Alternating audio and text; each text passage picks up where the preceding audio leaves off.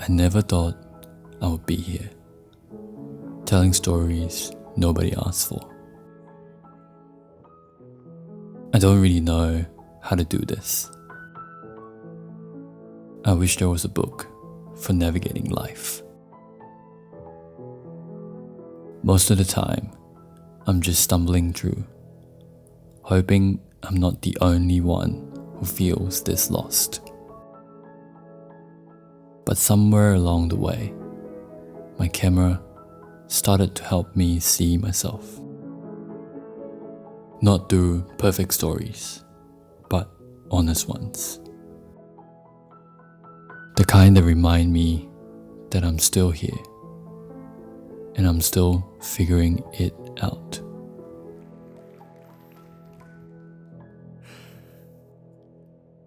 Well, despite the film, I like to say I hate social media. And I don't mean that in the ironic way people sometimes say it, like a joke they say before they start scrolling for an hour. I mean it in the deepest, most stubborn way. I hate the chase for views and the obsession with followers. I hate the way likes and comments are treated as if they're proof of our worth. I hate the way it makes us perform. Like we're all on the stage, clapping for each other, but secretly wondering if anyone's clapping for us. I know that some of you might be thinking, what's this guy so mad about? Social media isn't that deep, right? Who is he to say all that? When people ask me who I am, I like to say I'm just a boy. And I always get this look in their faces like, what? Who says that? But seriously though, I like to think that I'm just a boy. Nothing special. I sleep on the right side of the bed. I eat cereal for breakfast. I shower twice a day. I'm just about as normal as everyone else. It just so happens that I write journals from time to time, and one day I realized, hey, this is such a waste if I just left it as a page in my notepad. And so I picked the most expensive hobby a kid could have, which honestly became my parents' nightmare for a little while. I picked up a camera and I never put it away ever again. This was me, I think I was 4 or 5 years old. But it wasn't always like this, Growing up, I wasn't the iPad kid, didn't even know what an iPad was. I didn't even have a phone. Because in my house, it was something you had to earn. My parents told me that I could only get one if my grades were good enough. And then when I finally got one, I thought, wow, finally I could be as cool as the kids in school. But what I quickly realized was that people already knew how to work social media.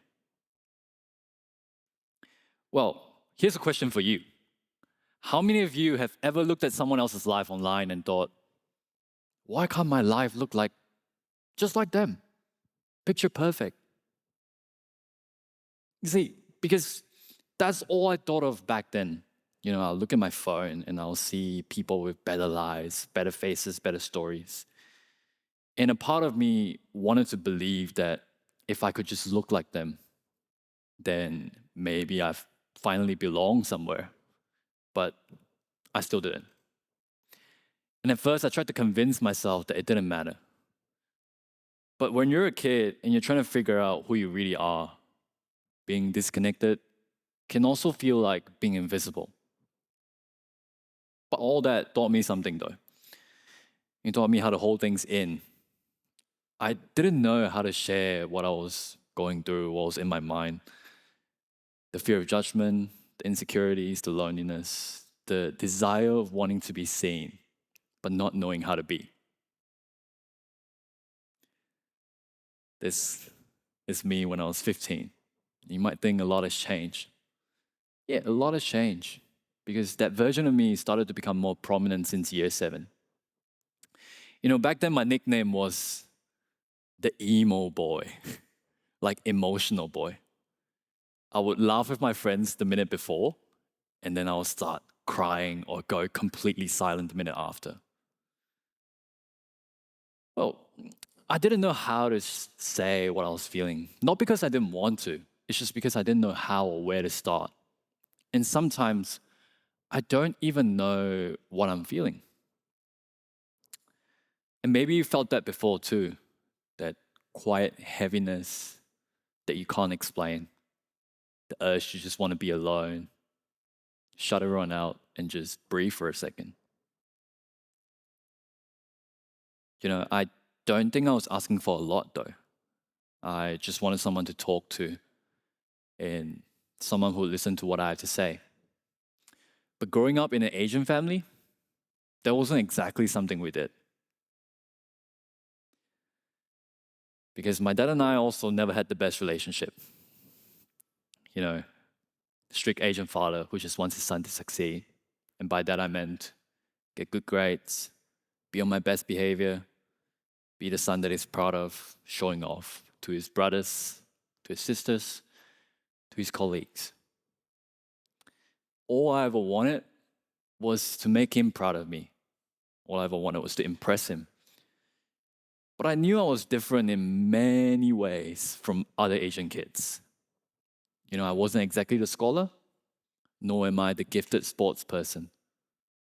And when I knew that I couldn't be those things, I started to believe that he doesn't love me and that I wasn't good enough. And all that grew into resentment.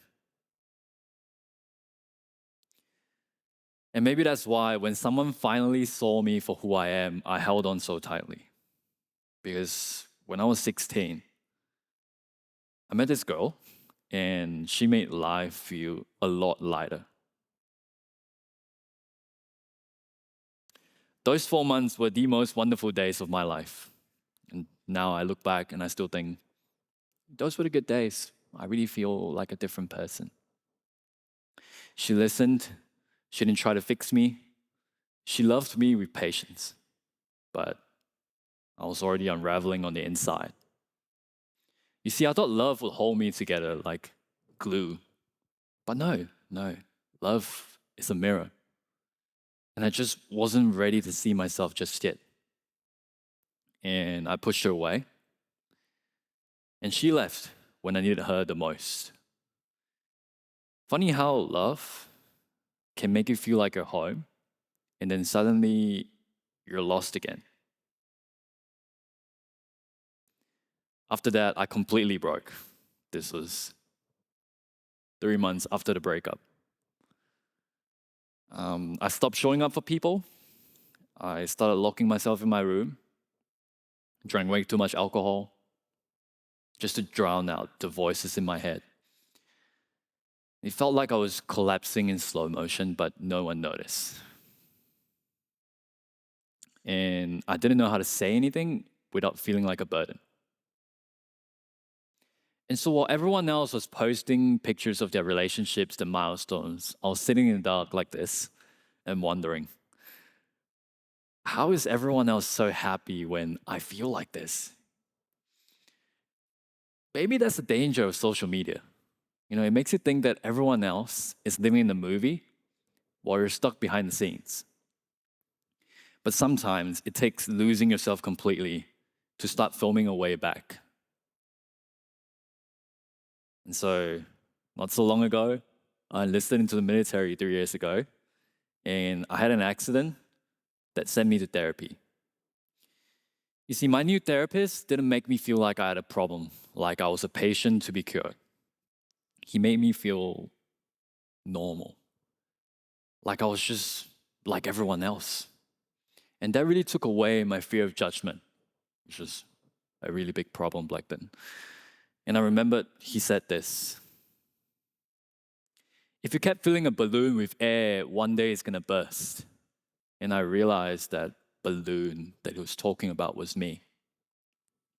I spent years chasing worth, trying to become someone people might finally see, instead of talking about what I should talk about. And then I burst. But bursting wasn't the end. It was actually the start, because when something breaks, light gets in. Now, another question for you. I want you to raise your hand if you've ever posted something on your socials and then went back to it every 5 to 10 minutes just to see if anyone has liked it or left a comment on it. You see, just like most of you, I used to do that all the time, as in past tense.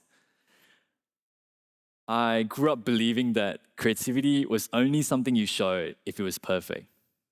I thought the point of sharing was to impress. And if it couldn't, then better to stay quiet. That's the trap social media sets for us, isn't it? This belief that unless something gets applause, it doesn't matter at all. That if a post doesn't hit enough likes, it just disappears into failure. I posted this video 2 years ago. You can see that on there, 67 views. And there was a time when I looked back at this video and I thought, you know what? I'm not cut up for YouTube. I won't make it. I'm not good enough. But when I discovered my two biggest inspirations, Natalie Lynn and Simon Kim, everything changed. You see, Natalie and Simon, they're two 20-somethings in America trying to figure out their purpose in life. And in their videos, they're not afraid to show vulnerable moments they create for themselves, to document their coming of age journey through their own lens. And I just thought, why not give it a try? And so I picked up my camera again and I started to film the little things. Train rides, empty streets, the sunlight that hits the wall. The kind of things that never really go viral, but it mattered to me. And then I realized that the process of creating stopped feeling like a performance and started feeling like I was healing. I realized that I wasn't documenting for an audience. I was documenting so I wouldn't forget who I was and who I'm becoming. The more I created, the more I understood myself. The boy who used to feel invisible started to see himself more clearly. The boy who chased perfection learned to sit with imperfection. The boy who thought he had nothing worth saying found a voice he didn't know he had. And so this is my channel today. My channel grew from 5 subscribers to 10,000. My videos went from 50 views to 200,000. And strangers started writing to me, say, your video made me feel less alone. And people from all around the world was watching a Singaporean boy talk about his feelings. But that wasn't the main point. Because the real audience was always me. I realized that being honest and vulnerable forced me out of my old habits. Because you can run away from everyone else. But you can't run away from yourself. You can't lie to yourself.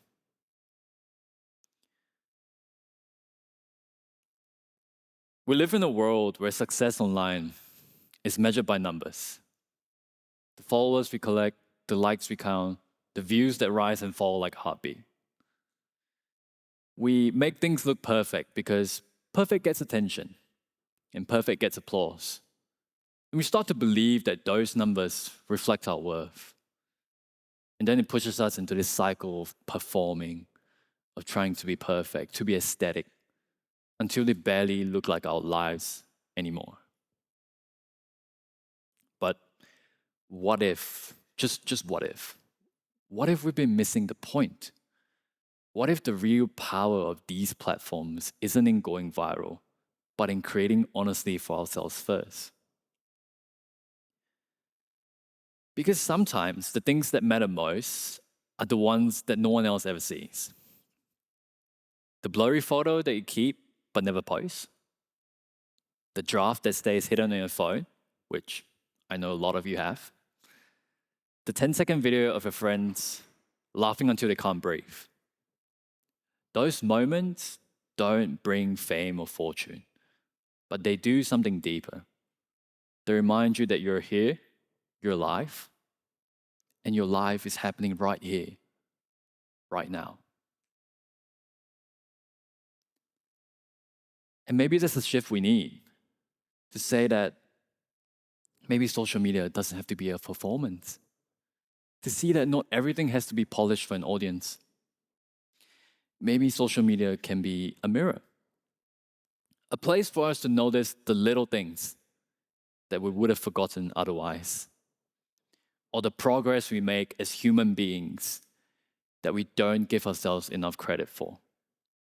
Because at the end of the day, creating doesn't have to be about proving that you exist to the world or that you have such great lives. It can be about proving it to yourself, leaving little footprints, small reminders that you were here, that you grew, that you lived.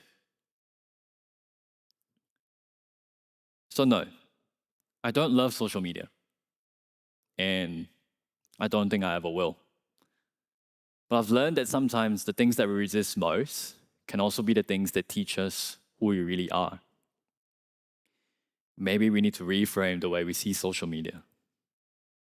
Maybe it can be a mirror, a way for us to notice the small things before life slips away. Because look at me. The boy who used to record so he wouldn't forget is now the man who creates so he can remember. Thank you.